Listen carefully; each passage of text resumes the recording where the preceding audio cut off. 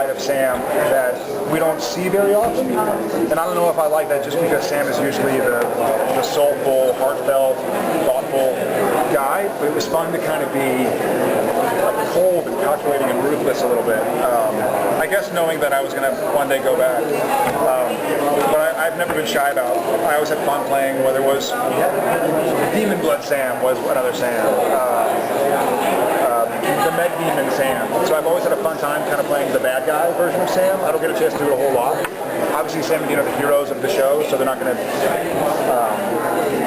be bad very often. But Soulless Sam is probably my favorite of the bunch. We saw like a little glimpse of who Sam is right now in the season finale. Really? Oh yeah. I haven't even seen it. Can you tell us a little bit about how he's doing by the premiere?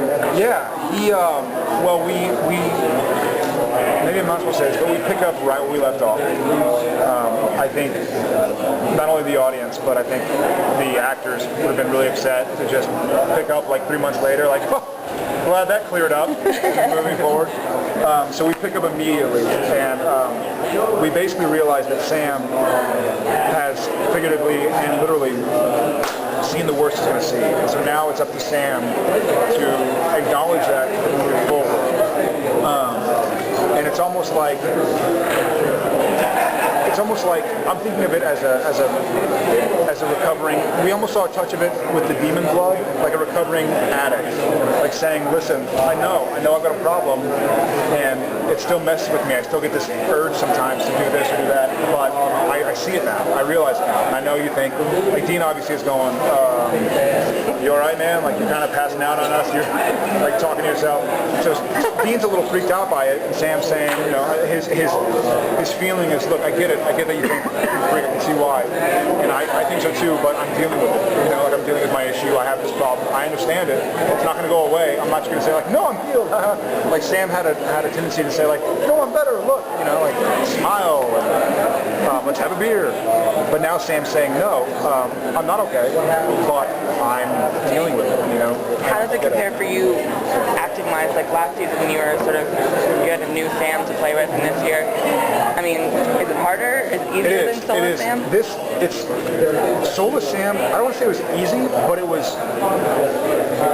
I had something that I could tell myself, or not like it was a secret, but I was just trying to think absolutely no emotions, pure reason. Like he thought there was no attachment, there was no nothing, it was just, this is better, like when Cass was sticking his hand in the kid's chest, and Dean wanted to stop, and Sam was like, no, this is the best way to do it. And whereas like the Sam that we know would usually go like, oh yeah, no, let's just ask him again, you know. So it was very easy to get into Soulless Sam for me. And this year, I'm yet to see how it's going to manifest itself. Jared literally, like, they haven't, if they've done it in the writer's room, I haven't seen the script yet. And so I, as an actor, don't yet know how it's going to turn out. And so that's difficult to logistically play something that I don't know yet what I'm playing.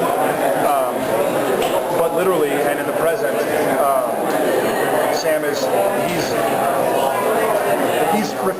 he's tortured but refusing to let himself be tortured. It's an honorable, as always, the Winchesters are bearing their burdens with honor and with courage, and he's moving through it, and he definitely has, I don't want to say he has like visions, or he has glimpses.